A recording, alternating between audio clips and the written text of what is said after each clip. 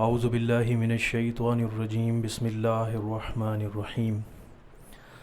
ہم سب اللہ رب العزت کا شکر ادا کرتے ہیں کہ ہمارے درمیان اللہ رب العزت کے وہ مقربین، وہ علماء جو انبیاء علیہم الصلاۃ والسلام کے وارث ہیں، جنہیں اللہ کے نبی نے اپنا وارث قرار دیا ہے۔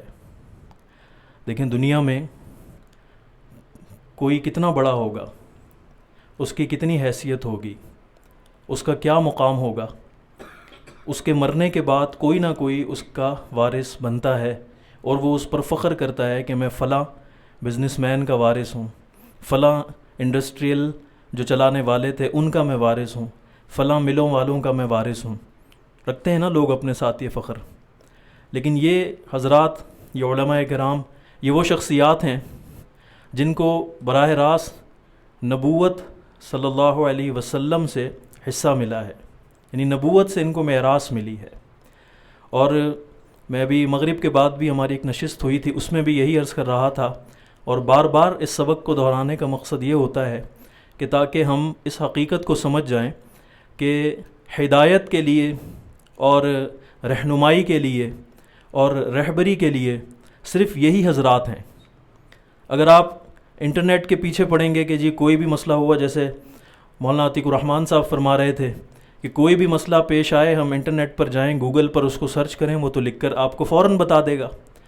لیکن اس میں فتنہ ہے، اس میں آپ کے لیے برکت نہیں ہوگی، عافیت نہیں ہوگی، سلامتی نہیں ہوگی۔ پھر کیا ہوگا کہ ایسے بے حساب لوگ آپ کو ملیں گے جو آپ کے ایمان کو اچکنے کے لیے تیار بیٹھے ہوں گے، طرح طرح کی باتیں کریں گے، آپ کو کچھ پتہ نہیں ہوگا کہ یہ بندہ بات صحیح کر رہا ہے یا غلط کر رہا ہے۔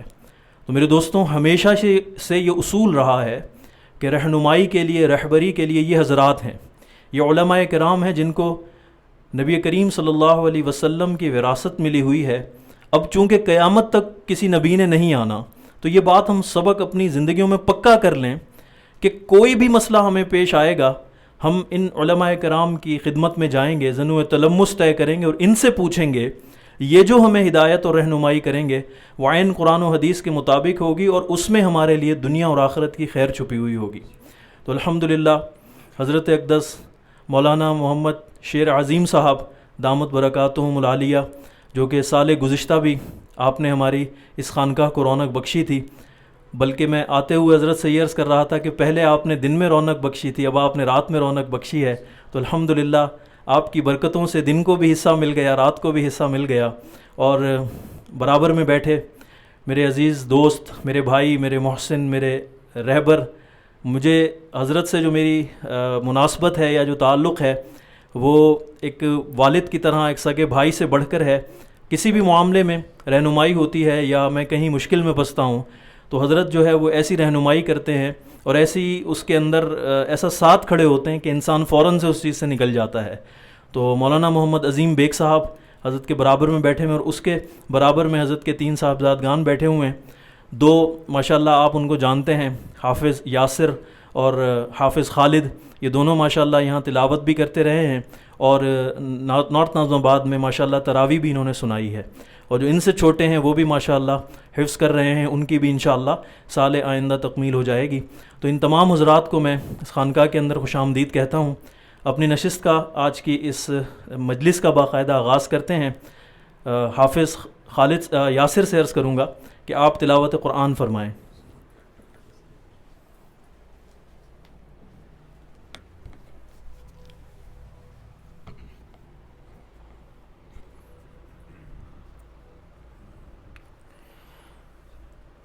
اعوذ باللہ من الشیطان الرجیم، بسم اللہ الرحمن الرحیم۔ ربنا انک تعلم ما نخفی وما نعلن وما يخفى على الله من شيء في الأرض ولا في السماء الحمد لله الذي وهب لي على الكبر إسماعيل وإسحاق إن ربي لسميع الدعاء رب اجعلني مقيم الصلاة ومن ذريتي ربنا وتقبل دعاء ربنا اغفر لي ولوالدي وللمؤمنين يوم يقوم الحساب صدق الله العظيم.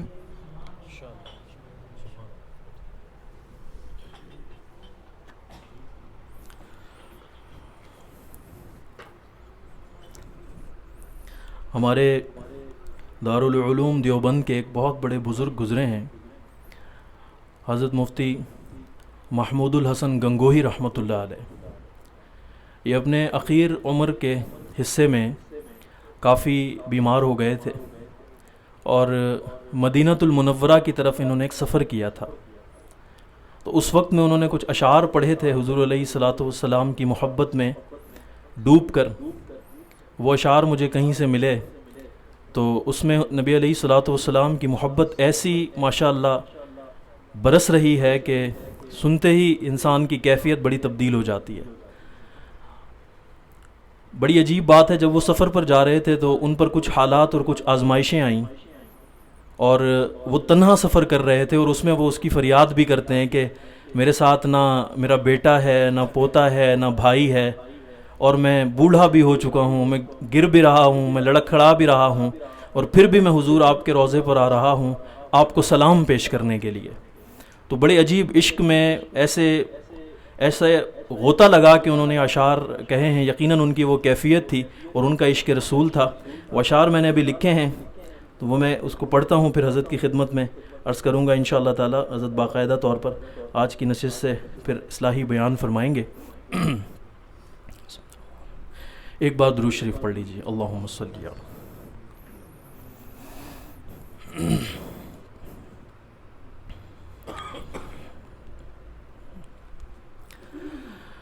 بڑھاپا ہے چلا ہوں سوئے طیبہ، لرزتا لڑکھڑاتا سر جھکائے،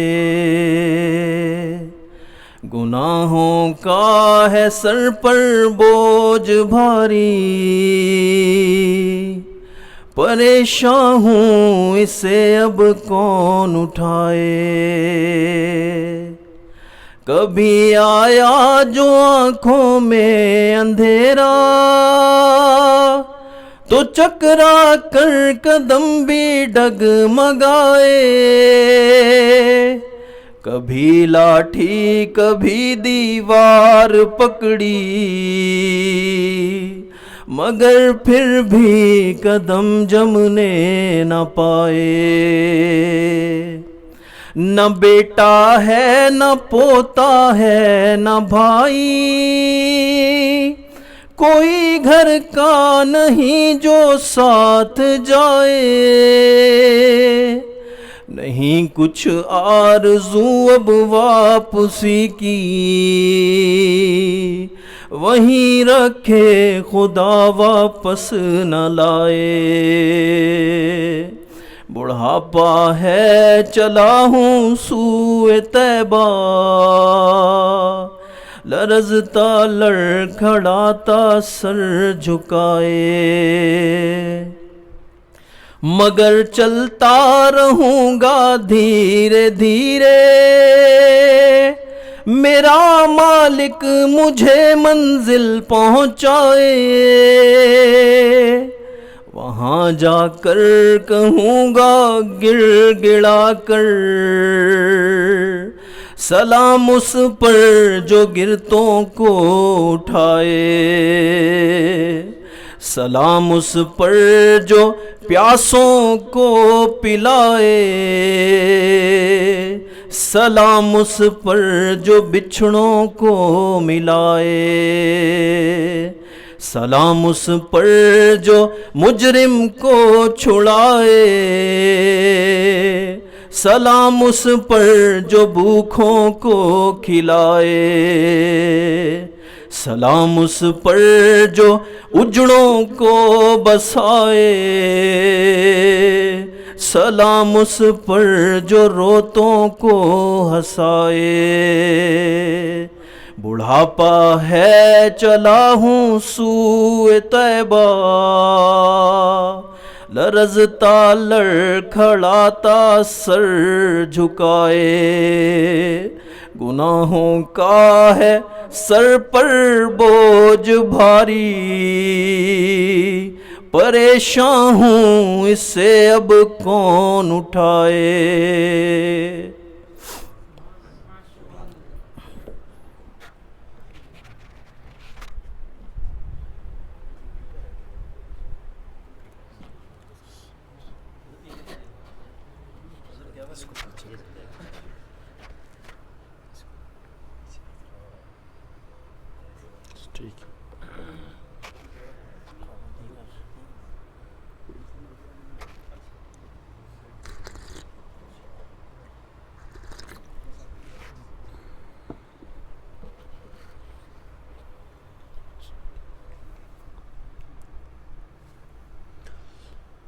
بسم اللہ الرحمن الرحیم،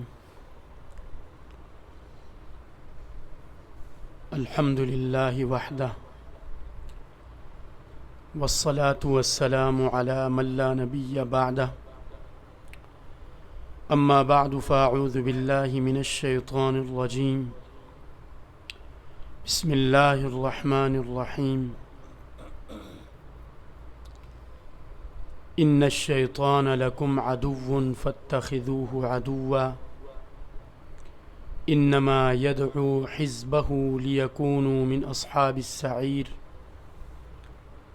صدق اللہ العظیم وبلغنا رسوله النبی الکریم ونحن على ذلك لمن الشاہدین والشاکرین والحمد للہ رب العالمین۔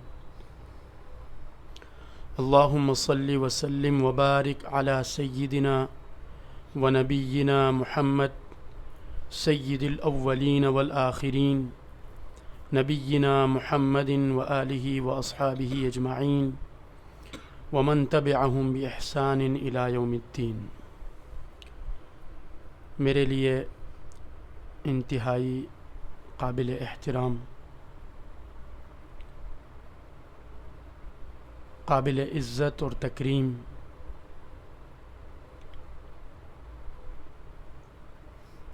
میرے مسلمان بھائیوں، میرے دوستوں، میرے بزرگوں، میں اللہ کا شکر ادا کرتا ہوں کہ اللہ تعالی نے میری کمزوریوں سے صرف نظر کر کے مجھے اپنے گھروں میں سے، مساجد میں سے، اس مسجد میں آ کر دین سے متعلق چند جملے کہنے کی ہمت عطا کی، اور میں اس موقع پر حضرت شامی صاحب اور حضرت عظیم بیگ صاحب دامت برکاتہم، ان کا بھی شکریہ ادا کرتا ہوں کہ ان کے وسیلے سے اللہ نے مجھے یہ ہمت دی، یہ واسطہ بنے، اور میں آپ کا بھی شکریہ ادا کرتا ہوں کہ آپ بیٹھے ہیں مجھے اس لائق سمجھ کر کہ شاید یہ کچھ اصلاح اور رہنمائی کی بات کر سکیں گے۔ حقیقت یہ ہے کہ میں خود اصلاح کا محتاج ہوں، میں خود رہنمائی کا محتاج ہوں. بس اسی جذبے سے چند باتیں سب سے پہلے اپنی ذات کو مخاطب کر کے آپ حضرات کے سامنے رکھوں گا کہ اللہ تعالیٰ ان باتوں پر مجھے اور میرے سننے والوں کو انشاءاللہ عمل کی ہمت دیں گے، توفیق دیں گے، اور وہ باتیں انشاءاللہ ہمارے لیے دنیا اور آخرت میں عافیت کا، نجات کا اور اللہ کی رضا کے حصول کا سبب بنیں گے. الحمدللہ ہم مسجد میں بیٹھے ہیں. بہت بڑی دولت ہے یہ کہ ہماری زندگی کا کچھ حصہ ایک ایسی جگہ گزر رہا ہے جو اللہ تعالی کی پسندیدہ جگہوں میں سے ایک جگہ ہے. حدیث شریف میں آتا ہے احب البلاد الی اللہ مساجدها، کہ شہروں میں، کائنات میں، زمین میں اللہ کے جو پسندیدہ جگہیں ہیں وہ مساجد ہیں. میرا اور آپ کا ایمان ہے کہ ساری کائنات اللہ کی ہے، سارا جہاں اللہ کا ہے، ساری زمین اللہ کی ہے، لیکن مساجد کے بارے میں خصوصی طور پر اللہ نے ان کی نسبت اپنی طرف کی ہے. وَأَنَّ الْمَسَاجِدَ لِلَّهِ، کہ یہ مسجدیں اللہ کی ہیں. تو اللہ کی پسندیدہ جگہوں میں سے ایک جگہ میں اور آپ اپنی زندگی کا کچھ عرصہ گزار رہے ہیں. یقین کریں اگر انسان اس نعمت کو سوچے، اس دولت کو سوچے، تو بہت بڑی نعمت، بہت بڑی دولت ہے. اس کا شکر ادا کریں. قیامت کے دن انسان جب ایک ایک نیکی کو ترسے گا، وہاں پر کچھ لوگ اپنی سابقہ زندگی پر شرمندگی کا اظہار کریں گے اور افسوس کریں گے کہ ہم نے جو دنیا میں موقع پایا تھا وہ گنوا لیا ہے، اور اب وہ موقع دوبارہ ہاتھ نہیں آ رہا. اور اللہ تعالیٰ سے گزارش کریں گے کہ ہمیں ایک موقع اور فراہم کریں، ہم آپ کی اطاعت کر کے آئیں گے. تو اس وقت اللہ تعالیٰ کا جو جواب ہوگا، آپ اللہ تعالیٰ کے ان الفاظ پہ غور کریں. قرآن مجید نے اس جواب کو نقل کیا ہے کہ اولم نعمرکم ما یتذکر فیہ من تذکر، کیا میں نے تمہیں اتنی عمر نہیں دی تھی، اتنا موقع نہیں دیا تھا جس میں اگر کوئی نصیحت حاصل کرنا چاہتا تو نصیحت حاصل کر سکتا. اتنا موقع میں نے تمہیں دیا.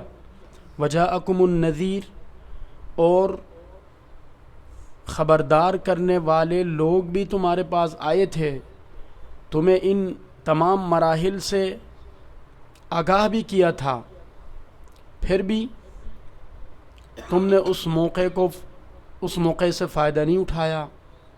اب چونکہ ایسی جگہ آئے ہو کہ وَأَنَّا لَهُمُ التَّنَاوُشُ مِن مَكَانٍ بَعِيدٍ، کہ وہ جو دنیا میں موقع ملا تھا وہ موقع بہت دور ہے، اب اس موقع سے فائدہ اٹھانے کی کوئی گنجائش، کوئی صورت نہیں ہے. تو یہاں پر جو دنیا میں اللہ نے موقع عطا فرمایا ہے، اس موقع کو غنیمت سمجھنا اور اس کو اپنے کل کے لیے فائدہ مند بنانا، یہ عقل مندی ہے.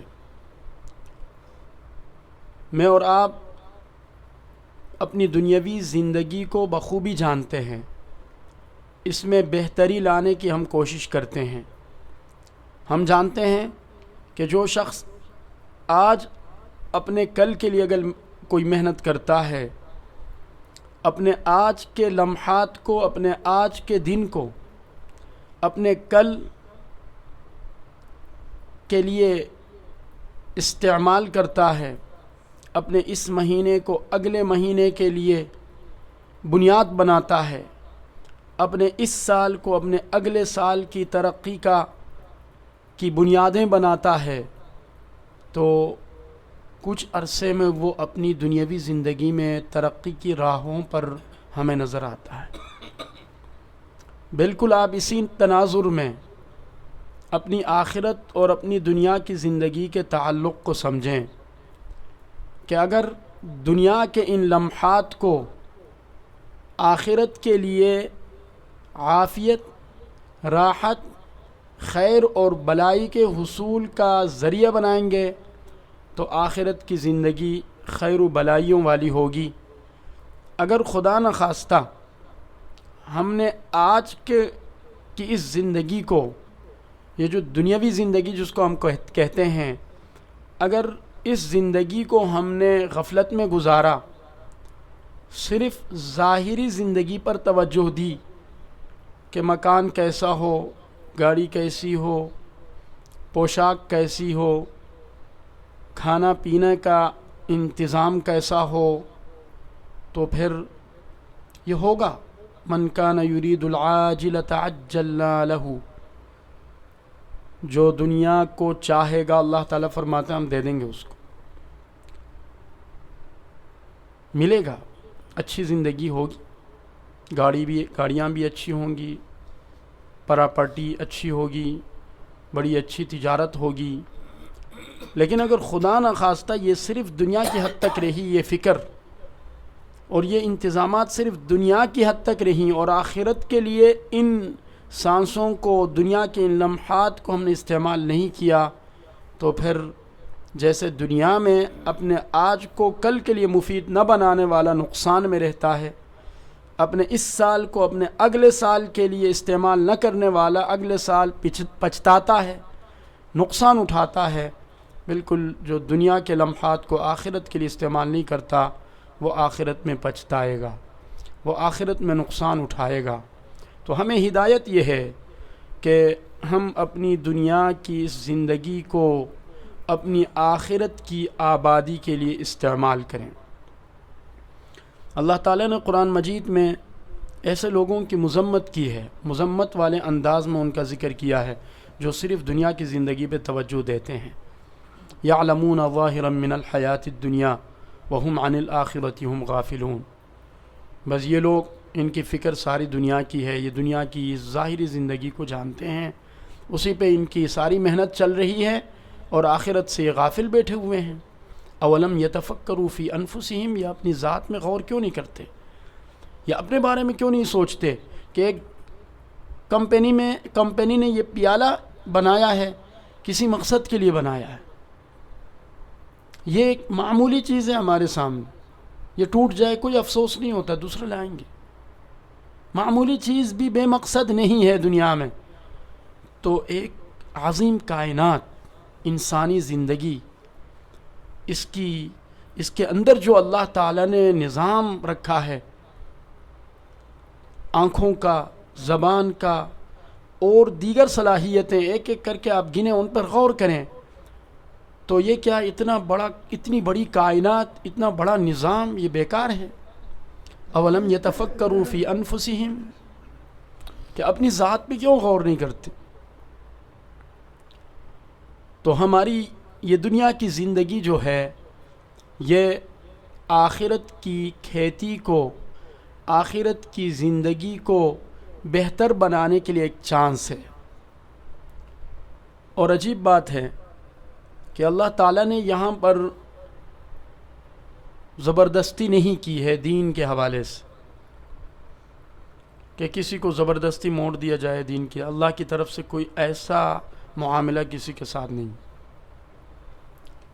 کہ کوئی ہم میں سے غلط راستے پر جانا چاہے تو اس کو کوئی فرشتہ آ کے، اللہ کی طرف سے کوئی قوت آ کے پکڑ کے دین پہ لے آئے۔ ہاں کوئی اگر کسی کے ساتھ ایسی کوئی کرامت، کوئی معجزہ ہو وہ الگ بات ہے، عمومی طور پر ایسی صورتحال کسی انسان کے ساتھ نہیں۔ بالکل اسی طرح اگر کوئی نیکی کی راہ پر آنا چاہے تو کوئی زبردستی اس کو برائی پر نہیں لے جا سکتا۔ شیطان یا نفس جو انسان کے دشمن ہیں، ان کو اللہ نے انسان پہ مسلط نہیں کیا ہے، ان کو موقع ضرور دیا اللہ نے، لیکن ان عبادی لیس لک علیہم سلطان، اللہ نے قرآن میں یہ حقیقت بیان کیا ہے کہ جو میری بندگی کرنے کی کوشش کرے گا، میری اطاعت پہ آنے کی کوشش کرے گا، تو اس پر شیطان کا زور نہیں چلے گا، ان کوئی زبردستی گمراہی کی طرف نہیں لے جا سکے گا۔ کوئی اگر راہ راست پر آنا چاہے تو دونوں راستوں کو اللہ نے کھول دیا، فمن شاء فلیؤمن ومن شاء فلیکفر، جو ماننا چاہے وہ مان لے، جو کفر کرنا چاہے، نہ ماننا چاہے وہ نہ مانے۔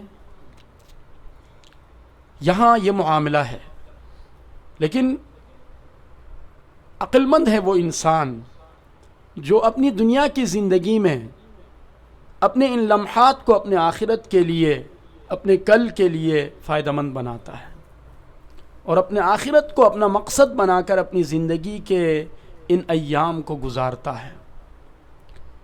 مجھے اور آپ کو اللہ تعالیٰ نے اس مسجد کے ماحول میں موقع عطا کیا ہے، اس موقع پر اللہ کا جتنا شکر ادا کیا جائے کم ہے۔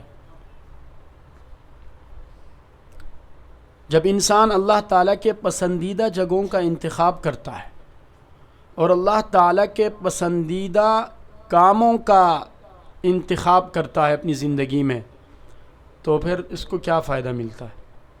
اس کو نقد یہ فائدہ ملتا ہے کہ یہ انسان اللہ کی نظروں میں پسندیدہ انسان بنتا ہے،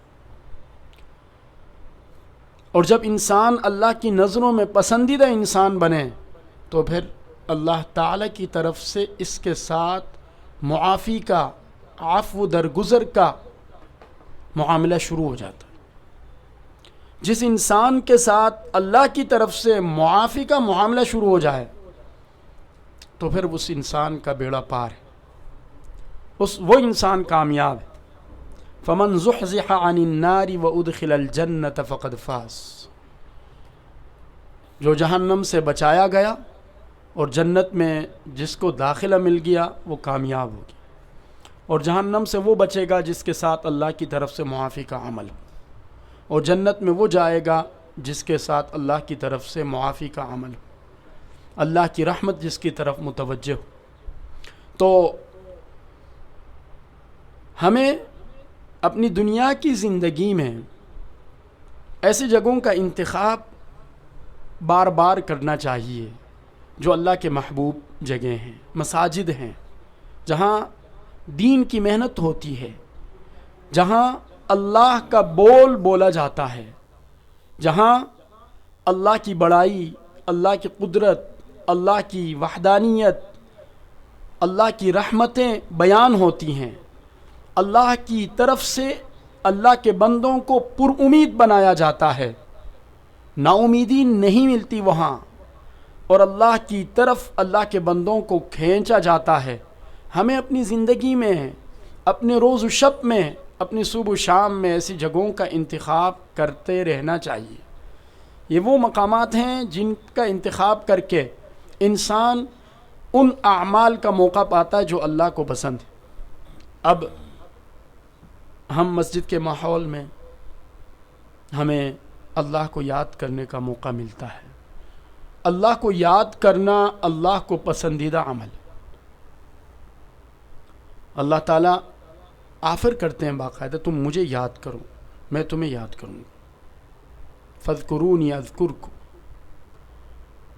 یہ اللہ کا باقاعدہ حکم ہے اور ایک بڑی عبادت ہے یہ اللہ کو یاد کرنا۔ اب ہمیں مسجد کے اندر یا کسی بھی ایسی جگہ جہاں اللہ کا بول بولا جاتا ہو وہاں اللہ کو یاد کرنے کا موقع ملتا ہے۔ اب مسجد میں ہمیں تلاوت کا موقع ملتا ہے، یہ اللہ کا پسندیدہ عمل ہے۔ مسجد میں ہمیں نماز کا موقع ملتا ہے۔ آپ یہاں ہیں، آپ کو کتنے اچھی اچھی عادتوں کا یہاں موقع ملا ہوگا، کتنی اچھی خصلتوں کا یہاں موقع ملا ہوگا اور ملتا رہتا ہوگا، یہ سب اللہ کے پسندیدہ اعمال. اب جو انسان اللہ کے پسندیدہ اعمال میں لگ جاتا ہے وہ انسان اللہ کی نظروں میں اٹھ جاتا ہے. اللہ اپنی نظروں میں اس کو اٹھاتے ہیں، وہ اس کو اللہ تعالیٰ اپنا قرب عطا فرماتے ہیں. ایک حدیث شریف میں آتا ہے جب انسان نوافل کا اہتمام کرتا ہے، فرائض کے ساتھ نوافل کا اہتمام کرتا ہے، اللہ تعالیٰ اس کو اپنے قریب کرتے رہتے ہیں، اپنے قریب کرتے رہتے ہیں. ایک مرحلہ ایسا آتا ہے کہ اللہ تعالیٰ فرماتے ہیں میں اس کی زبان بن جاتا ہوں، میں اس کی آنکھیں بن جاتا ہوں، میں اس کا ہاتھ بن جاتا ہوں. مطلب یہ کہ اب اس کے حرکات و سکنات، اس کا بول، اس کا دیکھنا، یہ سب اللہ کے احکامات کے مطابق ہو جاتے ہیں. اللہ کے قرب کا، اللہ کے پسندیدہ بندہ ہونے کا یہ فائدہ انسان کو دنیا میں ملتا ہے.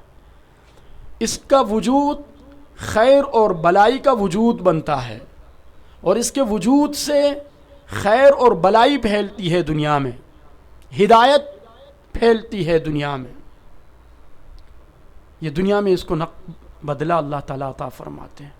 پھر ایسا شخص جس کے وجود سے دنیا میں خیر پھیلے، بلائیاں پھیلیں، ہدایت پھیلے، قیامت کے دن ایسے وجود کا اللہ کے ہاں کیا قیمت ہوگی، کیا قدر ہوگی. انبیاء علیہم الصلاۃ والسلام کے وجود کو آپ دیکھیں، ان کا جو بابرکت وجود تھا وہ خیر و بلائی کا منبع و مرکز، ہدایت کا سر چشمہ تھا. اللہ تعالیٰ نے آخرت میں ان کے ساتھ وعدے کیے، ان کی کامیابی کا مجھے اور آپ کو یقین ہے کہ انبیاء علیہم الصلاۃ والسلام یقیناً اللہ کے نزدیک مقبول اور کامیاب. اب جو بھی شخص اپنے آپ کو اس پوزیشن پہ لے آئے کہ اس کا وجود خیر و بلائی کے پھیلنے کا ذریعہ بنے، ہدایت کے پھیلنے کا ذریعہ بنے، تو اس کے ساتھ یہ معاملہ ہوگا کہ وہ اللہ کے ہاں مقبول اور اللہ کے ہاں کامیاب انسان بنے گا. دنیا میں اللہ تعالیٰ اس سے خیر پھیلائیں گے، اللہ تعالیٰ اس کو قیامت کے دن اللہ تعالیٰ اس کو خیر عطا فرمائیں گے، بلائیاں عطا فرمائیں گے، اور کامیابی اس کی مقدر ہوگی. اور وہ کامیابی وَأُدْخِلَ الْجَنَّةَ، جنت میں داخل کر دیا جائے گا اس کو. تو ہمیں جو یہ موقع اللہ تعالیٰ نے یہاں عطا فرمایا ہے، یہاں آپ دو کاموں پر زیادہ توجہ دیں. یہاں جن اچھی عادتوں کا آپ کو موقع مل رہا ہے ان کو اس نیت سے کریں کہ اپنی زندگی کا حصہ بنائیں گے. اب اعتکاف کے ایام ختم ہو جائیں گے، رمضان المبارک کا آخری عشرہ بھی اپنے اختتام کو پہنچ رہا ہے. جہاں ہم نے 27واں روزہ رکھا اور 28ویں رات ہے، کل 28واں روزہ ہے، اس کے بعد پھر 29واں روزہ، اور اس دفعہ 29 روزے ہیں تقریباً. جو فلکیات کے ماہرین ہیں وہ بتاتے ہیں کہ اس دفعہ چاند 29ویں روزے کی شام کو نظر آئے گا. تو 2 دن ہمارے پاس ہیں مزید، لیکن ہم ان 2 دنوں تک محدود نہ رکھیں اپنی ان اچھی عادتوں کو. یہاں آپ کو تکبیر اولیٰ سے نماز پڑھنے کا جو موقع ملا ہے، یہ آپ نے آئندہ زندگی کا اس کو حصہ بنانا ہے، معمول میں اس کو رکھنا ہے کہ آپ کی آئندہ جو زندگی ہے یہاں سے چلے جانے کے بعد بھی تکبیر اولیٰ فوت نہ ہو. یہاں آپ کو صف اول میں نماز پڑھنے کا موقع مل رہا ہے، یہاں اذان کے وقت آپ مسجد میں ہیں، کتنی اچھی عادت ہے. اذان کے وقت اللہ کی طرف سے یہ ایک آواز لگتی ہے. مؤذن کو اللہ کا منادی کہا گیا، منادی بلانے والا. یہ اللہ کی طرف سے آواز لگتی ہے، اللہ اکبر، اللہ کی بڑائی کا اعلان، پھر اللہ کی وحدانیت کا اعلان، اللہ کے رسول کی اطاعت میں کامیابی کا اعلان، پھر حی علی الصلاۃ، نماز کی طرف آؤ، حی علی الفلاح، کامیابی کی طرف آؤ. فلاح کیا ہے؟ فلاح کا خلاصہ یہ ہے کہ انسان کا ایسا کام جو دنیا اور آخرت میں اس کو سعادت مند بنا دے، یہ فلاح ہے. یعنی جب انسان کسی عمل کی وجہ سے، کسی کام کی وجہ سے دنیا میں بھی اللہ کی نظر میں سعادت مندیاں سمیٹے اور آخرت کے اعتبار سے بھی وہ سعادت مند نیک بخت قرار پائے، اس انسان کو کامیاب انسان کہا جاتا ہے۔ اور یہ اس کے لیے جو عمل اللہ تعالیٰ نے دیا ہے وہ نماز، اور میں اور آپ اذان کے وقت مسجد میں موجود ہیں، کتنی بڑی کتنی اچھی عادت ہے یہ، اور یہ عادت اس کی آپ کو یہاں پریکٹس ہو رہی ہے۔ آپ فجر میں بھی اذان کے وقت مسجد میں، ظہر میں بھی، عصر میں بھی، عشاء میں بھی، مغرب میں بھی، آپ اذان سے پہلے بھی مسجد میں، اذان کے بعد بھی مسجد میں، نماز سے پہلے بھی مسجد میں، نماز کے بعد بھی مسجد میں، کتنی اچھی عادت۔ اب ٹھیک ہے آپ یہاں سے نکلیں گے تھوڑی دنیاوی مصروفیات بھی ہوں گی، لیکن اب اس میں گم نہیں ہونا ہے۔ اب جب آواز لگ جائے اللہ اکبر کی تو اپنی دنیاوی مصروفیات سمیٹ کر اللہ کے گھر کی طرف آنا ہے۔ اب صف اول کی عادت کو نہیں چھوڑنا، تکبیر اولیٰ کی عادت کو نہیں چھوڑنا۔ یہاں تلاوت کا موقع مل رہا ہے صبح شام، اب اس کو اپنی زندگی کا معمول بنانا، اس کو چھوڑنا نہیں۔ تلاوت یہ قرآن کے حقوق میں سے ایک حق ہے انسان کے اوپر، اور تلاوت قرآن مجید کے تدبر کے ساتھ ہو، غور کے ساتھ ہو کہ میرے اللہ مجھے کیا کہہ رہے ہیں۔ یہ اللہ تعالیٰ کا خط اور میسج ہے قرآن مجید، اس کو جب ہم پڑھیں تو اس جذبے سے پڑھیں کہ اللہ تعالیٰ مجھ سے کلام کر رہے ہیں، مجھ سے کچھ چاہ رہے ہیں، کچھ چیزوں سے مجھے منع کر رہے ہیں، تو اس کو سمجھنے کی بھی کوشش ہو۔ اس کے لیے کچھ وقت نکال کر قرآن مجید کو، یعنی اپنے اندر اتنی صلاحیت پیدا کریں کہ آپ کو قرآن سمجھ میں آ جائے۔ قرآن مجید کے ترجمے کو پڑھیں، اس کی تفسیر کو پڑھیں، اللہ کے پیغام کو سمجھیں، پھر اس پر عمل کریں۔ اس عادت کو اب چھوڑنا نہیں، بلکہ اس میں آگے بڑھنا ہے۔ اب صرف الفاظ کی حد تک تلاوت تھی، اب الفاظ سے اس کے مفہوم کی طرف سفر کو شروع کرنا ہے، اس کو سمجھنے کی طرف آگے بڑھنا ہے، پھر اس پر عمل کرنے کی طرف آگے بڑھنا ہے۔ اصل مقصود قرآن مجید پر عمل، قرآن مجید کی جو برکت ہے وہ خود قرآن مجید کا دیا ہوا نظریہ ہے۔ وَهَذَا كِتَابٌ أَنزَلْنَاهُ إِلَيْكَ مُبَارَكٌ، ہذا نہیں ہے، کتاب انزلناہ الیک مبارک، یہ کتاب ہے جس کو میں نے تجھ پر نازل کیا، بابرکت کتاب، اس کی برکتیں، اس کی عظمتیں، اس کی رحمتیں یہ ناقابل بیان ہے، بہت زیادہ برکتوں والی کتاب۔ لیکن آگے لیدبروا آیاتہ، تاکہ لوگ اس کی آیتوں پر تدبر کریں، غور کریں، فکر کریں، وَلْيَتَذَكَّرَ أُولُو الْأَلْبَابِ، اور عقل والے اس سے نصیحت حاصل کریں۔ تو ہمیں اس کی برکتیں بھی سمیٹنی ہیں اس کی تلاوت کر کے، اور اس پر غور و فکر کر کے اس سے نصیحت بھی حاصل کرنی ہے۔ تو اس سفر کو جاری رکھنا ہے ہم نے۔ بہت دکھ کی بات ہوگی، دیکھیں ایک مسلمان کے لیے سب سے آخری سہارا، آخری امید نبی کریم صلی اللہ علیہ وسلم کی سفارش، ان کی شفاعت۔ ہم اس امید سے ہیں کہ آپ صلی اللہ علیہ وسلم ہماری سفارش فرمائیں گے، اور اللہ تعالی ہمارے حق میں ان کی سفارش قبول کریں گے اور ہمارا بیڑا پار ہو۔ لیکن قیامت کے مناظر کو بیان کرتے ہوئے اللہ تعالی نے ایک ایسا موقع بیان کیا، قیامت میں ایک ایسا موقع آئے گا جس میں نبی کریم صلی اللہ علیہ وسلم اپنے امت کے کچھ افراد کی شفاعت کے بجائے ان کی شکایت کریں گے، اللہ کے سامنے ان کی شکایت کریں گے۔ سورۃ الفرقان میں پارہ نمبر 19 میں اللہ نے اس منظر کو بیان کیا ہے، یا رب ان قوم اتخذوا هذا القرآن مہجورا، اے میرے پروردگار میری اس قوم نے قرآن کو چھوڑ دیا تھا۔ اب یہ وہ مرحلہ ہے جس میں نبی پاک صلی اللہ علیہ وسلم شفاعت کے بجائے، سفارش کرنے کے بجائے شکایت کر رہے ہیں اللہ کے سامنے، اپنی ناراضگی کا اظہار فرما رہے ہیں، انہوں نے میرے قرآن کو چھوڑ دیا تھا، تو یہ انتہائی محرومی کا مرحلہ ہوگا۔ اب قرآن کو چھوڑنے والا کون ہوتا ہے؟ قرآن کو چھوڑنے والے لوگوں میں سب سے پہلے تو وہ ہیں جو قرآن پہ ایمان نہیں رکھتے۔ الحمدللہ ہمارا ایمان ہے قرآن مجید کی حقانیت پہ، ہم بلا شک و شبہ قرآن کی ہر آیت کو، ہر جملے کو درست سمجھتے ہیں، ہر حرف کو درست سمجھتے ہیں۔ یہ یقین اللہ کی طرف سے دی ہوئی بڑی دولت ہے۔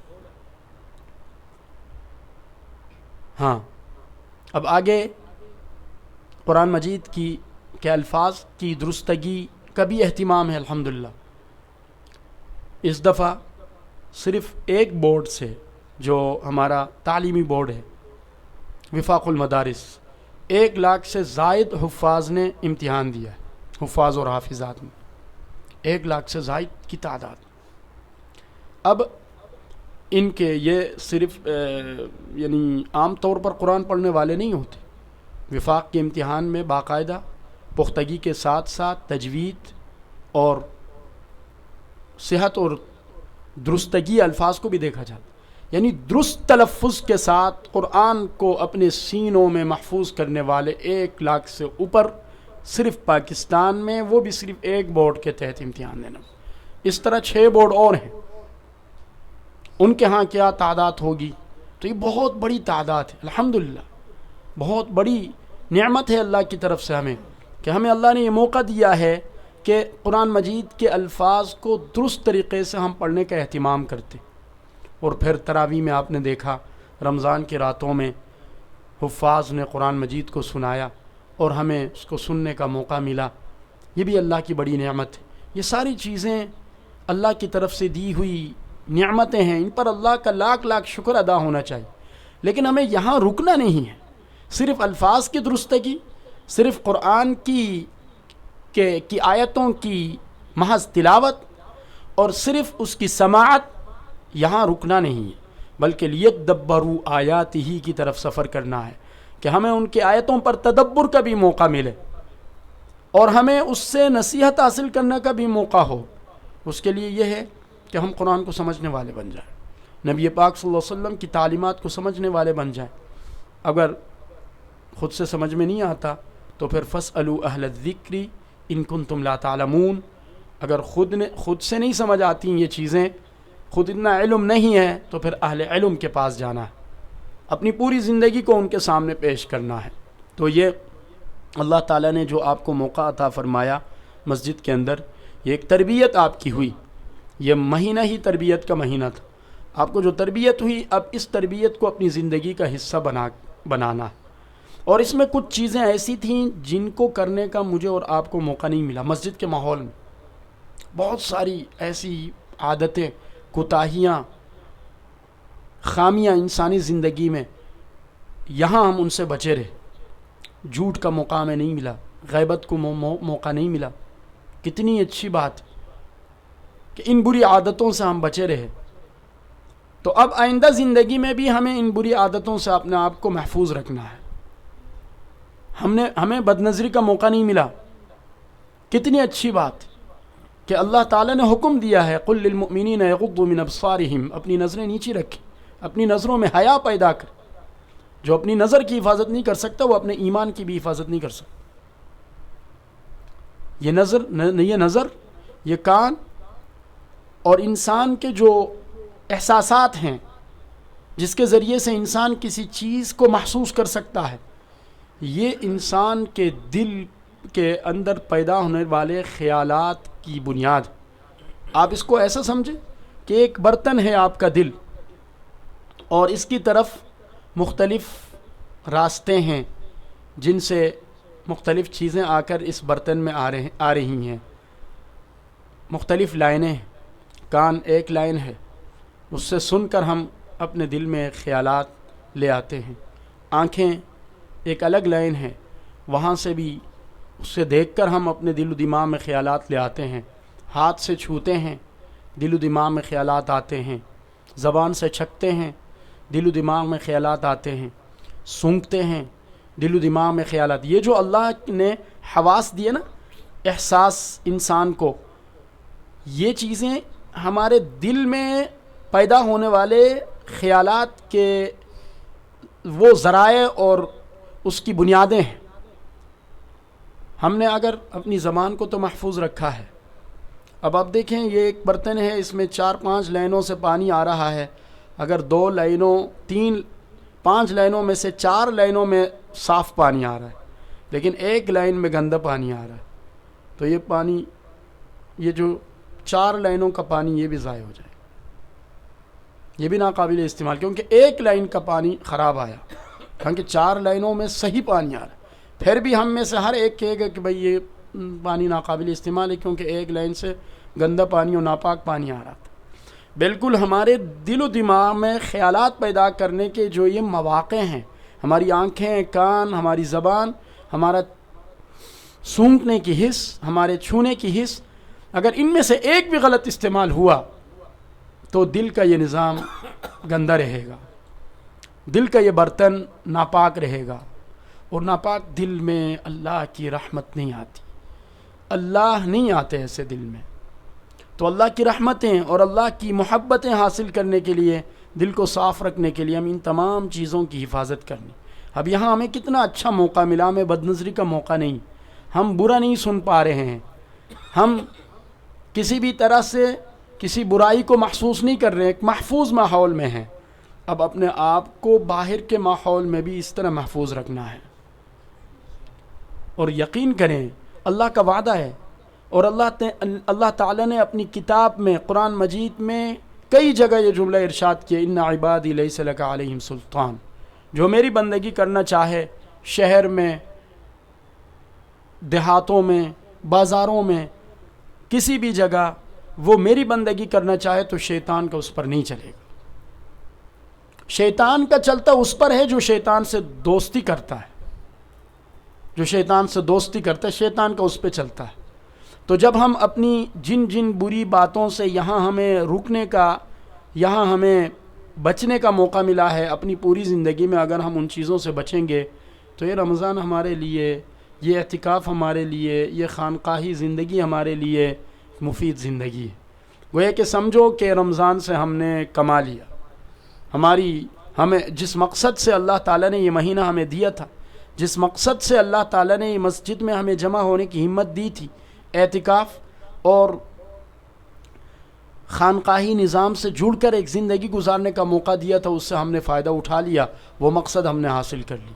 خدا نخواستہ اگر ہماری یہ اچھی عادتیں صرف یہاں تک محدود رہیں، اور جن بری عادتوں سے بچنے کا سلسلہ تھا وہ یہیں تک محدود رہا، بعد کی زندگی دوبارہ ہمیں پرانی زندگی جیسی ہو گئی، تو پھر یہ محرومی کی بات ہوگی۔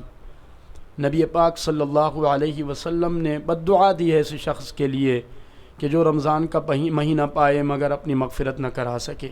اور میں نے کہا جب اللہ کی طرف سے مغفرت کا معاملہ شروع ہو جائے تو پھر اس انسان کے لیے اللہ نے، اس انسان کے ساتھ اللہ کا معاملہ یہ ہوتا ہے کہ ان الحسنات یذہبن السیئات، اس کو اللہ تعالیٰ نیکیوں کا موقع عطا فرماتے ہیں، اور ان نیکیوں کی برکت سے اس کی برائیوں کو اللہ تعالیٰ مٹا دیتے ہیں۔ جب معافی کا عمل شروع ہو جائے اور گناہ کبیرہ جو ہیں ان سے توبہ کا اللہ تعالیٰ موقع عطا فرماتے، سچی توبہ کا اللہ تعالیٰ موقع عطا فرماتے، اور اگر کسی مخلوق کا حق اس کے ذمے ہے تو اس کی ادائیگی کا اللہ تعالیٰ انتظام فرماتے، اسباب مہیا کرتے۔ تو بس اللہ تعالیٰ کی طرف سے ہمیں اللہ کے سامنے ایسے اعمال کرنے ہیں، اللہ کی پسندیدگی والے ایسے اعمال کرنے ہیں کہ ہماری معافی کا رجسٹر کھل جائے، اللہ کی طرف سے اعلان ہو جائے اس بندے کو معاف کرنا، پھر ہمارا بیڑا پار ہے۔ اور اللہ تعالیٰ نے آپ کو اس کا بڑا اچھا موقع عطا فرمایا۔ یہاں آپ نے اللہ تعالیٰ سے معافی کا معاملہ اور اللہ تعالیٰ سے معافی کا ایک سلسلہ شروع کرا کے نکلنا ہے، پھر آگے آئندہ کی زندگی پھر بن کر رہے گی۔ اور اللہ تعالیٰ کو استقامت پسند ہے، آپ نے استقامت دکھانی ہے اپنی ان اچھی عادتوں پر۔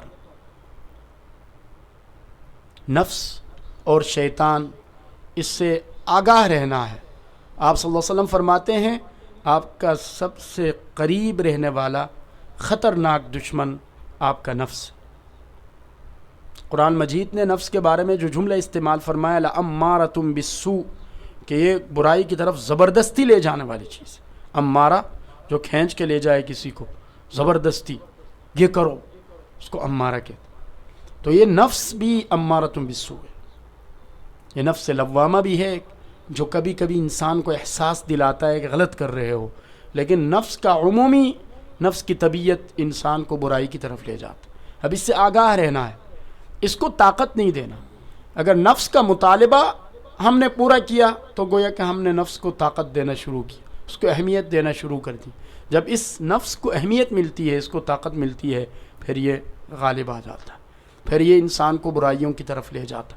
تو نفس کی شرارتوں سے آگاہ رہنا ہے، شیطان کی شرارتوں سے، اس کے چال چلن سے آگاہ رہنا ہے. ایک چال میں بتا کر بات ختم کر دیتا ہوں. شیطان کی مختلف چالیں ہیں. اس نے تو قسم کھایا میں ہر سیدھی راہ پہ بیٹھ کے دائیں بائیں سے آگے پیچھے سے حملہ کر کے اس انسان کو برباد کروں گا.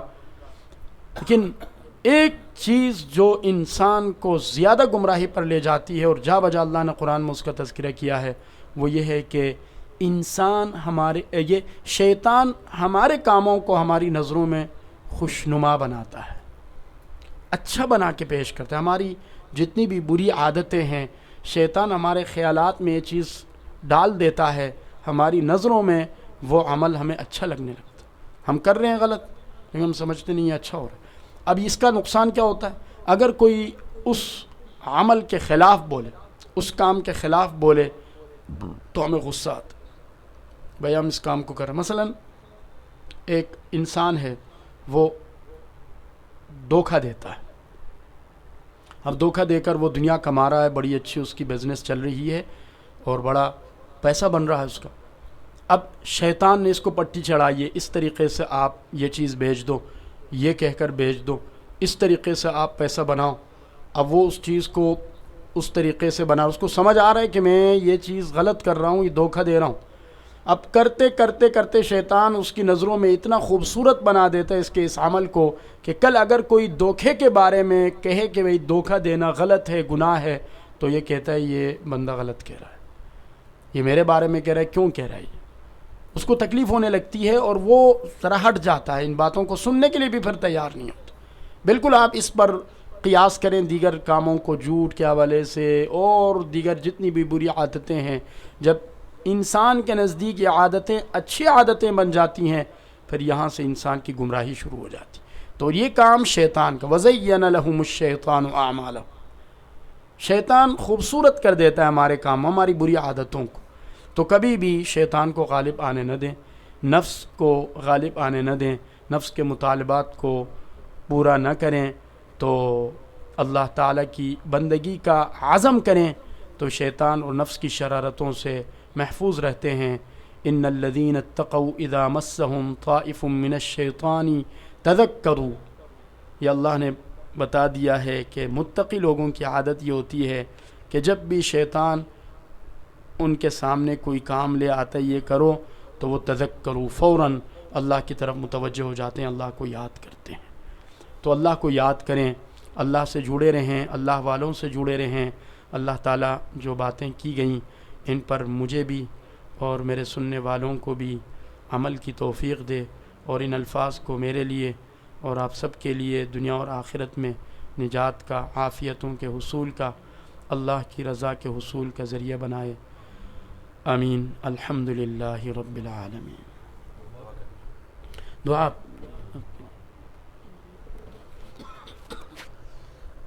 بسم اللہ الرحمن الرحیم. الحمدللہ رب العالمین، رب السماوات والأرضین، له الملك وله الحمد، يدبر الأمر من السماء إلى الأرض، بيده الخير وهو على كل شيء قدير. اللهم صل وسلم وبارك على سيدنا محمد وعلى آله وأصحابه أجمعين. الہ العالمین، یا ارحم الراحمین، یا اکرم الاکرمین، تو ہمارے یہاں آنے کو، دین کی نسبت سے چند جملے سننے کو، سنانے کو اپنی رحمت سے قبول فرما. یا اللہ، ہمیں اخلاص عطا فرما، بولنے والے کو بھی سننے والوں کو بھی یا اللہ اخلاص عطا فرما۔ یا اللہ یا اللہ یا اللہ، ہم کمزور ہیں، کوتاہیاں ہم سے ہوتی ہیں، ہمیں معاف فرما، ہمیں معاف فرما۔ یا اللہ ہم تیری رحمت پہ یقین رکھتے ہیں،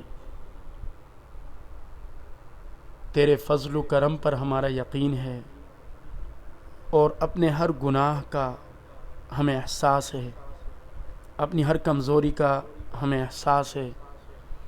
یا اللہ ہم ان تمام کمزوریوں کے ساتھ اپنے ہر گناہ کا اعتراف کر کے تیرے سامنے ہاتھ اٹھائے ہوئے ہیں، تیری رحمت کی امید میں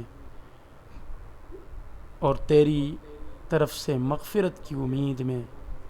یا اللہ ان خالی ہاتھوں کو خالی واپس نہ فرما، معافی، رحمت، خیر اور بلائی ہمیں عطا فرما۔ یا اللہ تیرے گھروں میں سے ایک گھر میں ہم جمع ہیں، تیرے ہی خاطر ہم آپس میں محبت کرتے ہیں، ہم ایک دوسرے کا احترام کرتے ہیں تیرے ہی خاطر، تیرے دین کی نسبت سے۔ یا اللہ تو ہم سے راضی ہو جا۔ یا اللہ ہماری ان جذبات کو قبول فرما، محبتوں کو قبول فرما۔ یا اللہ جو نفوس ان دین کی باتوں کو دوسروں تک پہنچانے میں واسطے بنے ہیں، یا اللہ ان تمام کو اپنی شان کے مطابق بدلہ عطا فرما۔ یا اللہ ان کو اپنی رحمت سے نواز دے، ان کے وجود کو خیر و بلائی کا منبع اور مرکز بنا دے، ان کے وجود سے، ان کے اعمال سے دنیا میں خیر پھیلا دے، ہدایت پھیلا دے۔ یا اللہ مجھے بھی، میرے سننے والوں کو بھی، ہر ایک کو اپنی رحمت سے، اپنے فضل سے ایسا انسان بنا دیں کہ ہم تجھے پسند آ جائیں، اور ہمارے وجود سے، ہماری ذات سے تیرے رضا کے کام سرزد ہوں، اور ہمارا وجود، ہماری ذات تیرے ناراضگی والے ہر کام سے محفوظ ہو۔ اے اللہ ہمیں ایسا انسان بنا دے، اے اللہ ہمیں ایسا مسلمان بنا دے کہ ہم تجھے پسند آ جائیں، تیرے محبوب پیغمبر محمد عربی صلی اللہ علیہ وسلم کی حقیقی امتی بن جائیں، ان کو پسند امتی بن جائیں۔ یا اللہ ہمیں ایسا بنا دے کہ ہمارے وجود سے خیر پھیلے، ہدایت عام ہو، ہمارے شر سے ہر مخلوق کی حفاظت فرما، ہمارے شر سے ہر مخلوق کی حفاظت فرما، ہماری زبان کی شر سے، ہمارے ہاتھوں اور ہمارے وجود کے ہر عضو کے شر سے۔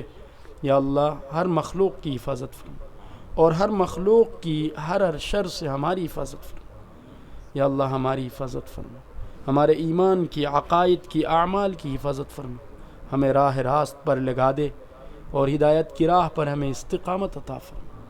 یا اللہ ہم تیرے محتاج ہیں اپنی زندگی کے ہر لمحے میں۔ یا اللہ اپنی موت کے بعد ہر لمحہ لحظہ تیری رحمتوں، تیری عنایتوں کے محتاج ہیں، فقیر ہیں۔ یا اللہ تو غنی ہے، تو ہمارا رب ہے، ہم تیرے غلام ہیں، تیرے محتاج غلام ہیں، تجھ سے چاہتے ہیں، تیری ہر رحمت مانگتے ہیں، تیری ہر نعمت مانگتے ہیں۔ یا اللہ تیری رضا مانگتے ہیں، تیری محبت مانگتے ہیں، تجھ سے تعلق مانگتے ہیں۔ یا اللہ ہمیں عطا فرما۔ یا اللہ ہم دل و جان سے تیرے دین کو، تیرے دیے ہوئے نظام کو تسلیم کرتے ہیں، قبول کرتے ہیں، اور تیرے دین کے مقابلے میں جو بھی ادیان ہیں، تیرے دیے ہوئے نظام کے مقابلے میں جو بھی نظام ہے، ہم ان ادیان سے، اس نظام سے بغاوت کرتے ہیں۔ یا اللہ تو ہمیں راہ راست پر لگا دے، استقامت ہمیں عطا فرما دے۔ یا اللہ عافیت ہمیں عطا فرما دے۔ یا ارحم الراحمین، یا ارحم الراحمین، ہمارے اعزاء اقارب جو ایمان سلامت لے کر تیرے پاس آئے ہیں، ہم انہیں تیری رحمت کے حوالے کرتے ہیں۔ تو اپنی خصوصی رحمتیں ان پر نازل فرما۔ میری والدہ یا اللہ کچھ عرصہ پہلے ان کا انتقال ہوا، یا اللہ وہ تکلیف میں تھی، تو اس کی زندگی کے ہر لمحے کو جو تکلیف میں گزری ہے اس کی آخرت کے لیے راحت کا سامان کر دے۔ یا اللہ اس کی آخرت کے لیے راحت کا سامان کر دے۔ یا اللہ اس کی آخرت کو عافیت اور راحتوں سے بھر دے، وہ تیری رحمت کے حوالے ہے یا اللہ۔ یا اللہ یا ارحم الراحمین، ہم حاضرین میں سے جن کی جو بھی پریشانی ہے اس کو دور کر دے، مسائل کو حل فرما دے۔ یا اللہ یا ارحم الراحمین، ہماری ضروریات اپنی رحمت سے پوری فرما دے، ہماری صلاحیتوں کو، ہماری جوانی اور بڑھاپے کو، ہمارے بچپن کو اپنے دین کے لیے قبول فرما دے، اپنے دین کے لیے قبول فرما دے، اپنے دین کے لیے قبول فرما دے۔ یا اللہ ہمیں اپنی رضا کے کاموں میں لگا دے۔ یا ارحم الراحمین یا ارحم الراحمین، یا اکرم الاکرمین، ہمیں حسن خاتمہ عطا فرما دے۔ آخری وقت میں لا الہ الا اللہ محمد الرسول اللہ، یہ پیارا کلمہ دل و دماغ کے یقین کے ساتھ ہماری زبان پر جاری فرما دے۔ یا اللہ قبر کی زندگی کو ہمارے لیے آسان فرما دے، راحت کا سامان کر دے، اور تو ہمارا مونس بن جا۔